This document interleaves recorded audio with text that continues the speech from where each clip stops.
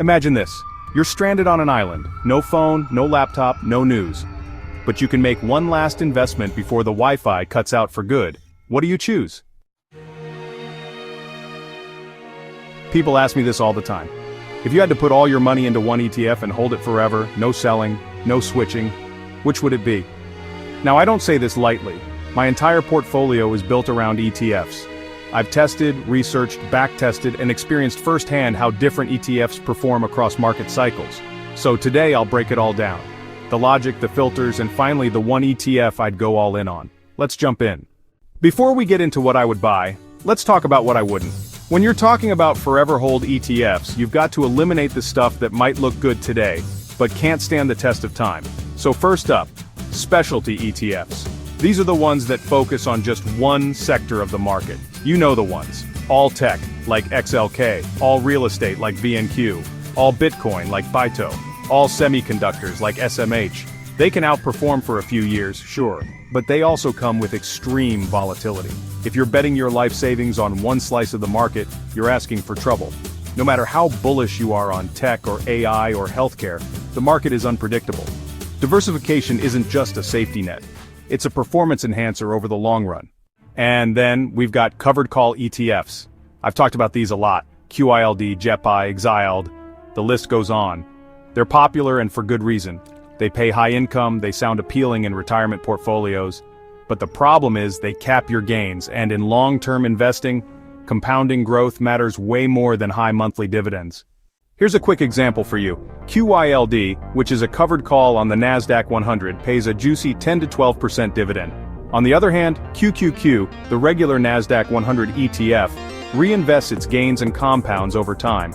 Over the past 5 and 10 years, QQQ absolutely crushed QYLD in total return, even though it pays no dividends. Why is that? Well, it's because QQQ lets your winners run. But QYLD, it kind of clips your wings.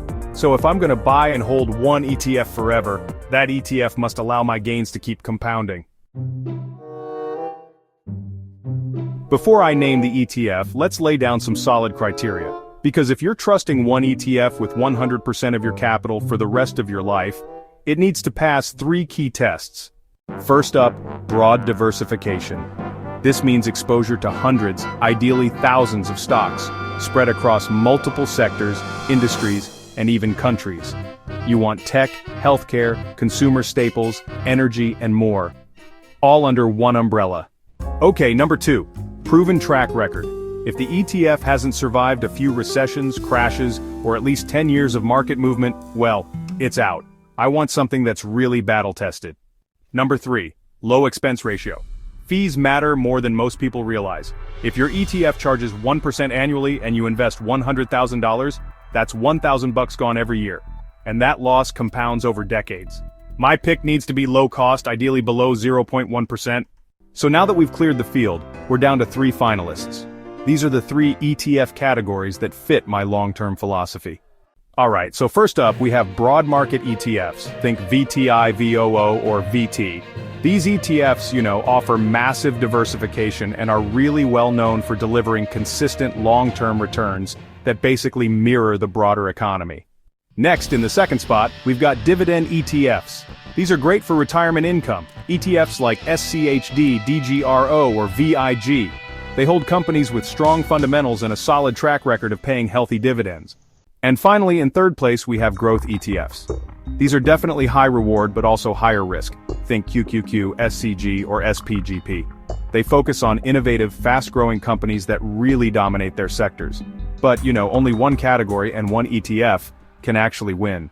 Let's start with my favorite, broad market ETFs. These funds are the backbone of most index investor portfolios. They give you exposure to entire economies, not just companies. Here are 3 of the best view tracks: the S&P 500, the 500 largest public companies in the United States. VTI covers the entire US stock market. That's over 4,000 stocks. VT takes it global, holding every major public company around the world. I personally hold both VOO and VTI in my IRA and 401k. Why? Because they give me peace of mind. They're reliable, low cost, and I don't have to babysit them. So, let's talk about total return. Historically, broad market ETFs tend to return around 8 to 10% per year. It's not the flashiest number, but honestly, it's incredibly consistent. Now, when it comes to volatility, these ETFs are pretty much middle of the road because they're so diversified, they're less volatile than growth ETFs. But they still move with the overall market. And for risk, well, it's also medium. If you're really looking for low risk, you probably shouldn't be in stocks at all. Bonds would be a better fit. But for an equity product, broad market ETFs are really the gold standard for balanced risk. My score? 5 out of 5 stars. Seriously, this is the holy grail. If you want to sleep well at night and still grow your wealth, this is the way to go. Alright, next up we've got the Dividend Lover's Paradise. Dividend ETFs are just awesome if you want predictable income and exposure to financially solid companies. Here are my top 3 picks. SCHD, which is known for quality dividend-paying companies with strong financials. Then there's DGRO, focusing on companies with a consistent track record of dividend growth. And finally VIG, which picks companies with at least 10 years of consecutive dividend increases. Total return is, well, medium. Dividend ETFs don't usually beat the market in bull runs, but they're more defensive in downturns. Volatility is low to medium. Lower beta means they swing less. That's pretty comforting in volatile markets, honestly. As for risk, it's medium. These are still stock ETFs, not bond funds, but they tend to be more stable because they focus on cash-generating businesses. My score? 4 out of 5 stars. If I were 55 and building income for retirement, this might be my winner. But since I want more growth, it's a close second for me. Lastly, we've got the adrenaline junkies of the ETF world, growth ETFs. They hold fast-growing companies with massive upside potential. Top picks, SCG, which is a large-cap growth ETF with a focus on innovative industry leaders. Then there's QQQ, the famous NASDAQ 100 ETF, loaded with tech. And SPMO, a momentum ETF that chases recent winners in the market. Okay, so let's talk total return. We're talking high here. It's not unusual to see returns of 20 to 25% in really strong years.